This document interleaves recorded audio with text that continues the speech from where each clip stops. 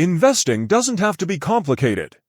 Most people lose money not because they are stupid, but because they feel rushed. They hear a name, see a headline, and feel like they are late. I've been there too. That pressure makes people forget one simple truth. You don't need excitement to make money, you need understanding. Peter Lynch believed in something very basic: invest in what you can explain in simple words. Think about the products you use every day without even thinking about it. The brands you trust, the services you rely on. If they matter to your life, they probably matter to millions of others as well. That's not hype, that's real demand. Prices will move, some days up, some days down. That's part of the game.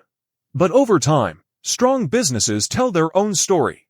So don't start with charts, start with the business. Don't chase noise, look for value. If you want to learn investing in a calm, honest, long-term way, you're in the right place. This is Cashflow Pulse.